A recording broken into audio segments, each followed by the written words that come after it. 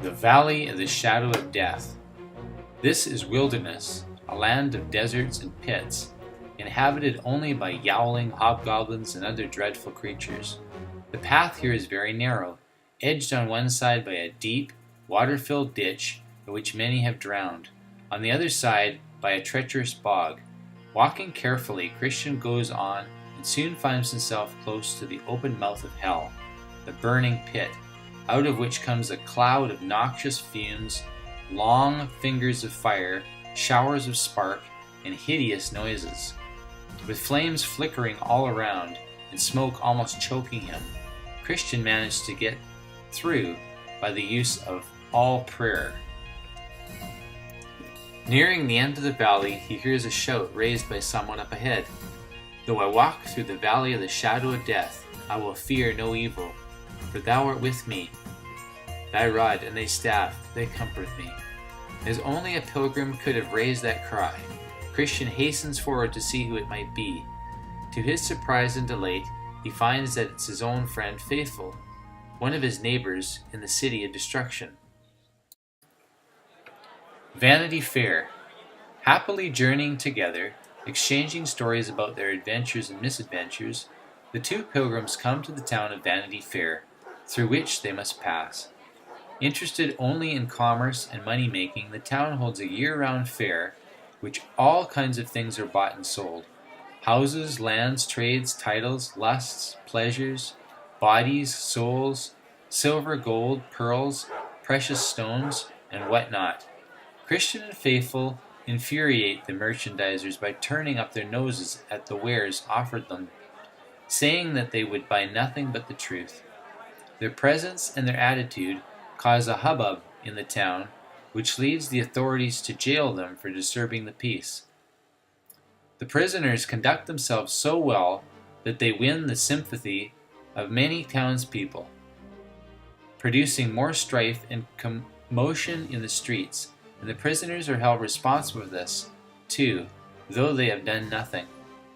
It is decided to indict them on the charge of disrupting trade, creating dissension, and treating with contempt the customs and laws laid down for the town by its prince, old Beelzebub himself. Brought to trial first, Faithful is convicted and sentenced to be executed in the manner prescribed by the presiding judge, Lord Hategood. The hapless Faithful is scourged, brutally beaten, lanced with knives, stoned, and then burned to ashes at the stake. Thus he becomes another of the Christian martyrs, assured of enjoying eternal bliss up on high. Doubting Castle and Giant Despair. In a manner only vaguely explained, Christian gets free and goes on his way, but not alone, for he has been joined by Hopeful, a native of Vanity Fair who is fleeing in search of better things. After a few minor adventures, the two reach a sparkling stream, the river of the water of life, which meanders through beautiful meadows bright with flowers. For a time the holy way follows the river bank, but then veers off into rougher ground, which is hard on the sore tired feet of the travelers. Wishing there were an easier way, they plod along until they come to another meadow behind a high fence. Having climbed the fence to have a look, Christian persuades Hopeful that they should move over into Bypath Meadow, where there is a soft, grassy path paralleling theirs. Moving along, they catch up with Vain Confidence, who says that he is bound for the Celestial City and knows the way perfectly. Night comes on, but he continues to push ahead briskly, with Christian and Hopeful following. Suddenly, the latter hear a frightened cry as a loud thud. Vain Confidence has been dashed to pieces by falling into a deep pit dug by the owner of the meadow. Christian and Hopeful retreat, but as they can see nothing in the dark, they decide to lie down in the meadow to pass the night. The next morning they are surprised and seized by the Prince of Bypath Meadow, a giant named Despair. Charging them with malicious trespassing, he hauls them into his stronghold, Doubting Castle, and throws them into a deep dark dungeon where they lie for days without food or drink.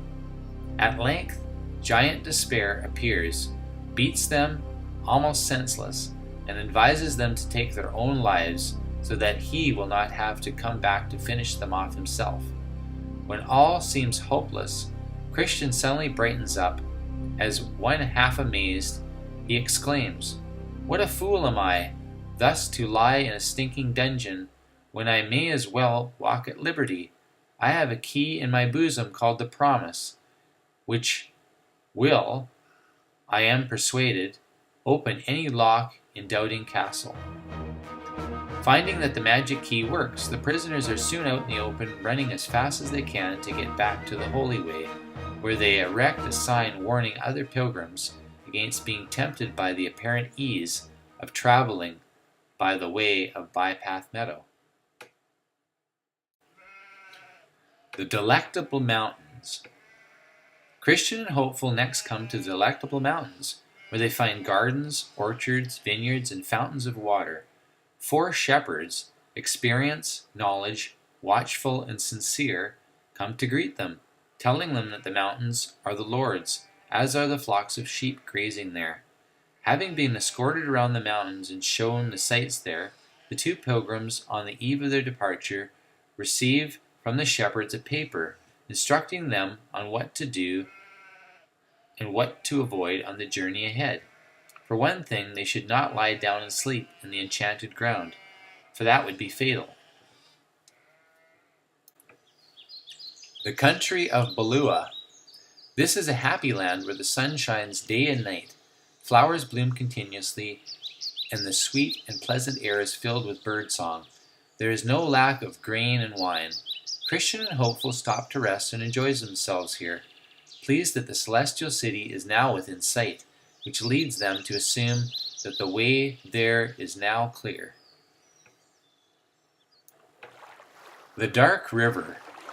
Proceeding, they are amazed when they come to the Dark River, a wide, swift-flowing stream. They look around for a bridge or boat on which to cross.